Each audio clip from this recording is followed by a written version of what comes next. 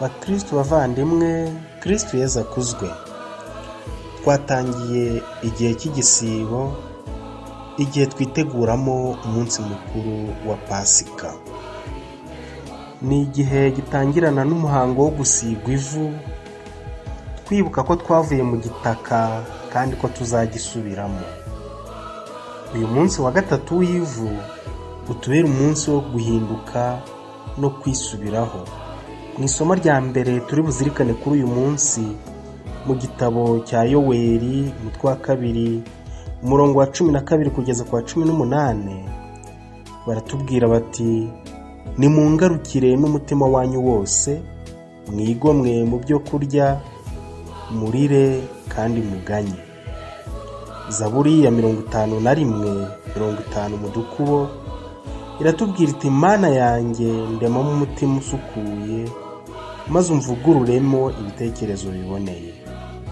Na isomo rya kabiri turi busange mu ibaruwa ya 2 Pawulo mutagatifu yandikiye Abanyakorinti umutwe wa 5 umurongo wa 20 kugeza ku mutwe wa 6 umurongo wa 1 kugeza ku wa 2. Turabwirwa ngo twoye kurarikira ikuzo ry'amanjwe, twirinde gushotorana no kugirirana ishyari. Naho mu ivanjiri y'uyu munsi dusanga mu ivanjiri ya Matayo umutwe wa 6 umurongo wa 1 kugeza ku wa 18, baratubwira bati: sengera hiherereye, suri mu ijuru, umenya ibyihishe azakwitura. Bakristo bavandimwe, igisibo ni igihe cy'iminsi 40 ibanziriza umunsi mukuru wa Pasika. Kikaba gitangizwa n'umuhango wo gusigwa ivu. Kitwibutsa rero iminsi 40 n'amajoro 40 Yezu yamaze mu butayu atarya, atanywa, ashukwa na Sekibi.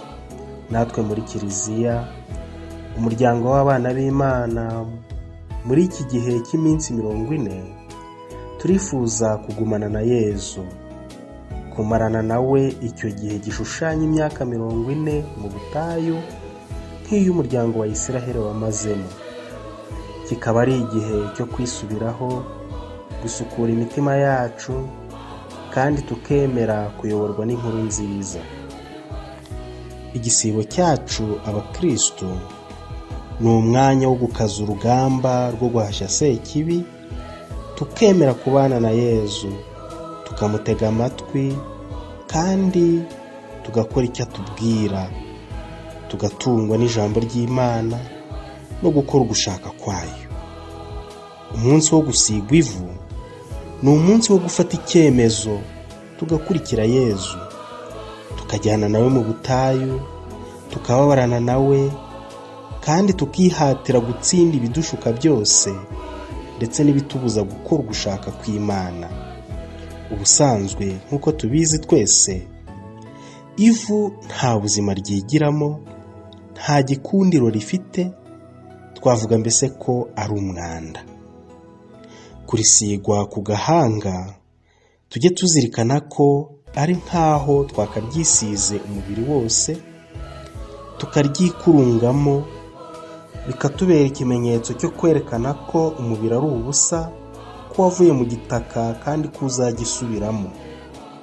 Ni ikimenyetso cyerekana ko umuntu aciye bugufi, ko ari umunyabyaha ugomba kwicuza, akisubiraho, akemera gutungwa n'impuhwe z'Imana. Bakristo bavandimwe, muzitegure neza umunsi mukuru wa Pasika, nubwo turi mu bihe bitoroshye. Nyagasani Yezu akomeza abane namwe.